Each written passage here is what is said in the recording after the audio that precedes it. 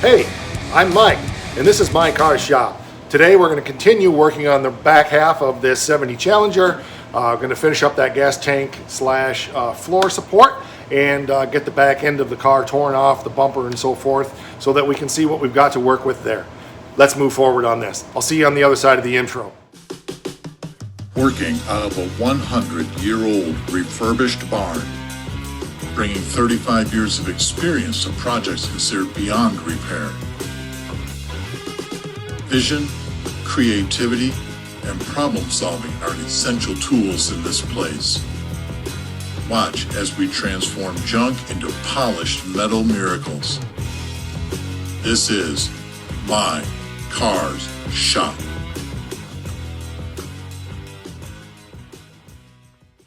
Okay, so I should have a couple of surprises showing up here today. Hopefully we'll be able to share with you.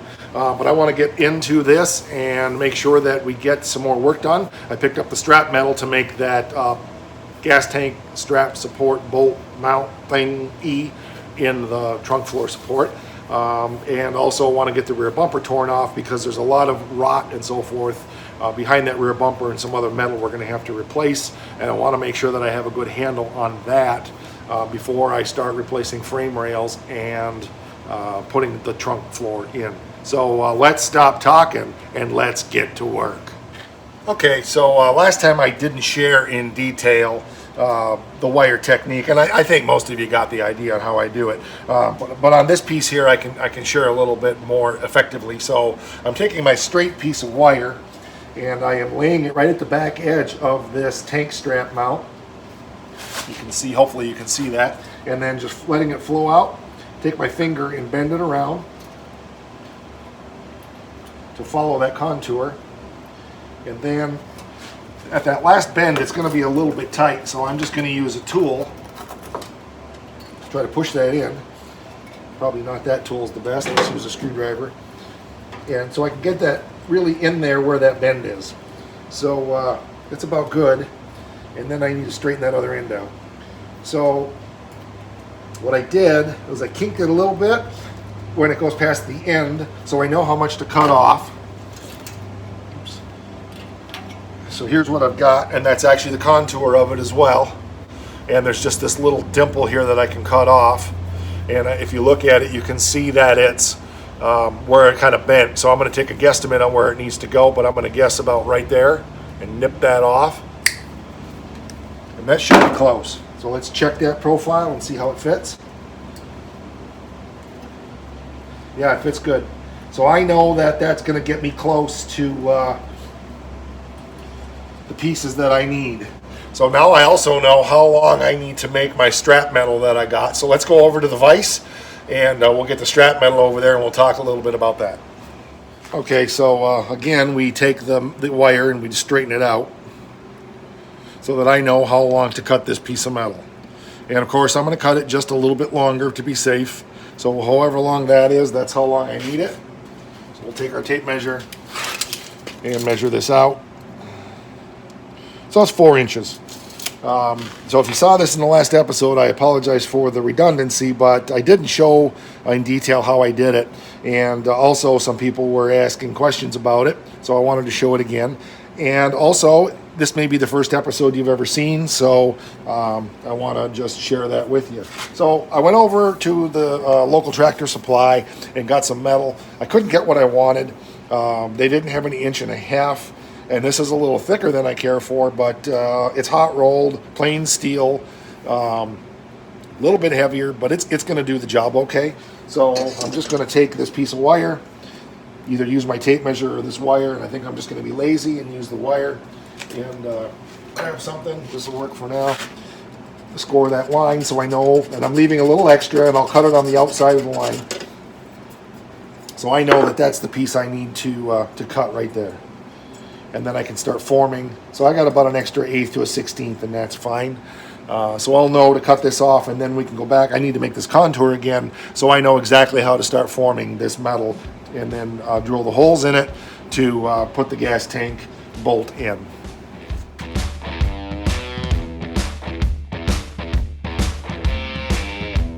Okay, so I've got my profile piece made again, and now I'm just trying to figure out the best way to do this, and I think the place to start is going to be with the main bend here. This bend and this bend are going to be pretty easy to lay out, so I'm going to take my wire again, straighten it back out. Now I know exactly where that first bend has to be, so I can just lay this against that edge and make a mark.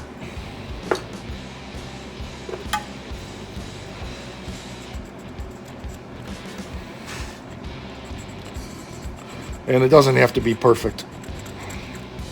But now I know where it is. So then what I'm going to do is put this in my vise. My sheet metal brake won't bend this because the word sheet metal kind of means sheet metal. And this is 1/2 inch hot rolled. Hot rolled is harder metal than cold rolled, which is good for this. I at first wanted cold rolled, but I realized cold rolled can tend to crack without using heat on it to bend it. And I don't plan on using heat on it to bend it. So I'm going to bend a 90-degree in this. So there's a special tool for this that I use. It's called the BFH. That's the Big Freddy hammer. I'm sure you know what that is. And I'll start tapping this over and get that bent in place and get a real nice firm bend on that.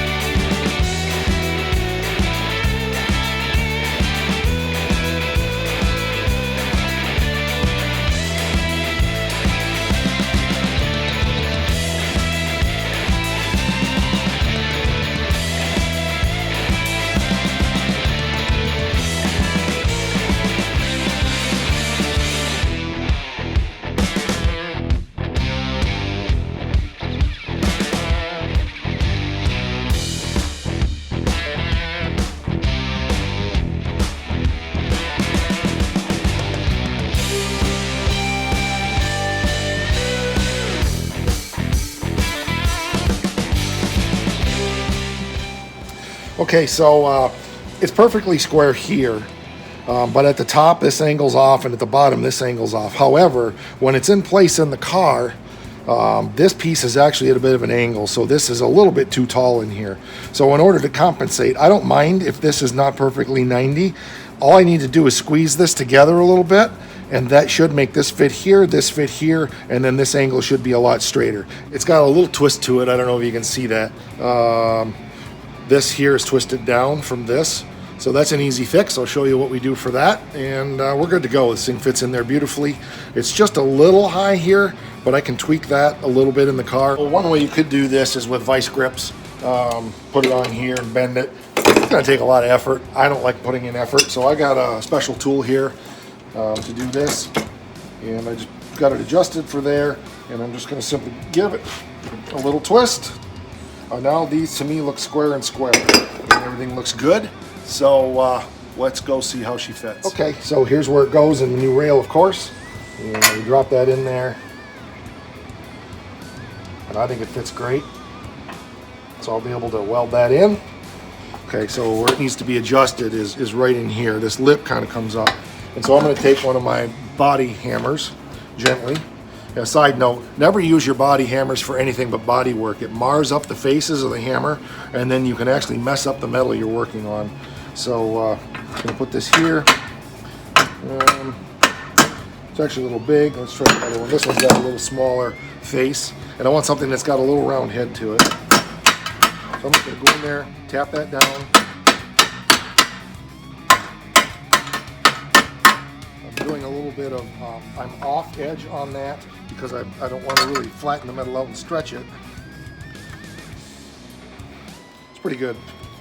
It sticks up just a little teeny bit, about like the other one does. The other one actually does that a little bit too. So I'm comfortable with that. You can see how that fits in there very nicely. You can see from the bottom side what it looks like.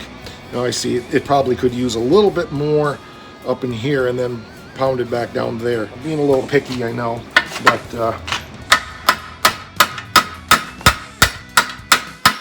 actually hammering on the weld just to try to move that down a little bit.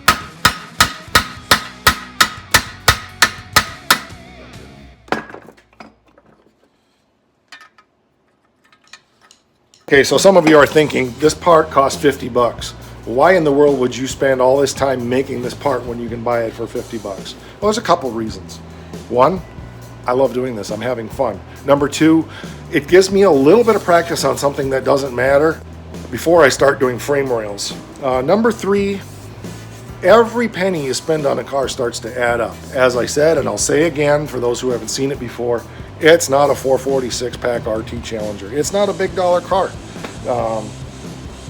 If I was doing something that had big dollar value like $75,000 and up, I would just buy the parts, right? But it all adds up. And I've got an episode actually on the channel that you can find, and if I remember, I'll try. That episode talks about spending $75,000 to do this car. I don't, okay? I buy these things for very, very little money. I don't put a ton of money into them, and I end up with something that looks like that 47 Ford right there, okay? You'd be amazed at how little money I have in that car. Lots of time, okay? And I know time is worth something, and if you have more money than time, buy the parts, that's fine. I'm not a parts replacer. I love making stuff. So there's multiple reasons for that. And I want to encourage you, you don't have to have big money to be able to do these cars. Obviously, there's some things. I'm going to have to buy a driver's door. I could fix the other one. I'm not sure I want to. I don't have a hood at all. I can't make that from scratch. I need grills. I need the taillight assemblies and all of that stuff. So there's going to be money to spend, don't get me wrong, but why would I go out and spend $8,000 on floor pans and frame rails and all of that stuff when I can do this for a couple $100 and some time? And so how much time do I have into this right now? 6 hours, maybe. And a lot of that's just because I haven't done this in a while and I'm slow. I could do this a little bit faster, and I will be doing this faster as I get going. How much time should this have taken me? 3 or 4. So I don't have a ton of time into it. You know, it's 3 episodes on making some little part, and some of you think that's nuts, but all told video time, up till now, you've got about an hour into this. And it's just showing you my thinking and processes. So we'll do this on the frame rails and so forth, but anyway, that was a big bunny trail, but I'm happy with this. I think it's going to look good. We'll drill some spot weld holes in here and down here, buzz it in, then I'll tap that tin down. But first, I got to get the holes drilled in here for the tank bolts to go into. Okay, so since I try to assume that nobody knows anything, what I'm going to do is drill a pilot hole in here first. I got about 70-11 drill motors, but I can only find my cheapest one. I've already taken my center punch and marked that hole using a snap punch so that I can get that down in there. Okay. And then the second thing you're going to want, use some oil. A lot of times I have an oil can with just old engine oil in it. That works good too. But drill your pilot hole and then pick that up just a little bit so when it goes through, I don't hit the head of the vise too bad. And get her drilled.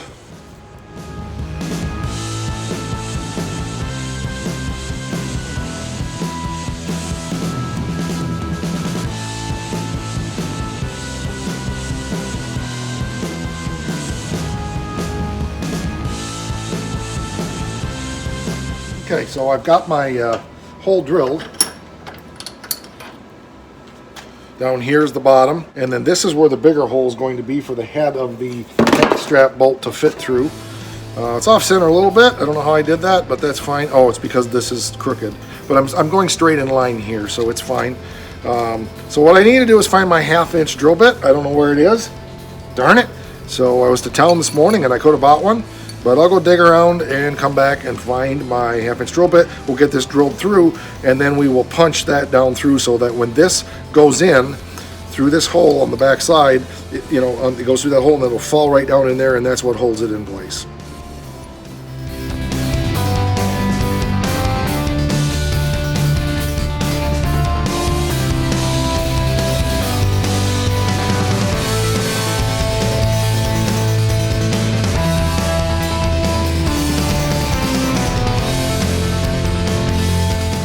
Okay, so I got the hole out, and then I had to take the drill and work it around a little bit to get it to fit in there, but it fits in there nicely now.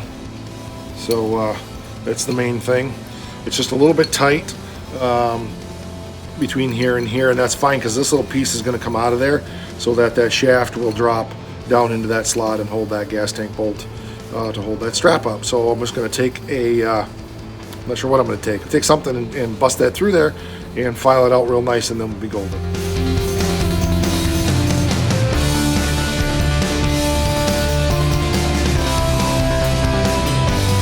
Wow, I took a flat file and a rat tail file and I worked that out, so I've got a nice piece like that now.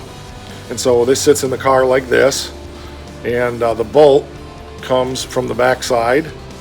Get you over here, goes through the hole and drops in there, and then that's what holds the gas tank strap down here. So we're good. You can always twist them a little bit if you have to get them in there too, but I made it plenty big and we have plenty of retention there, so we're good. I'm very happy with that. So I dimensioned it at the back of the car, and I know that's exactly where it goes because it's 5 3/4 inches from here, same as the other one is on the other side. And then once I got it in position, I know where this goes because I made my mark here, so that's where that's going to line up.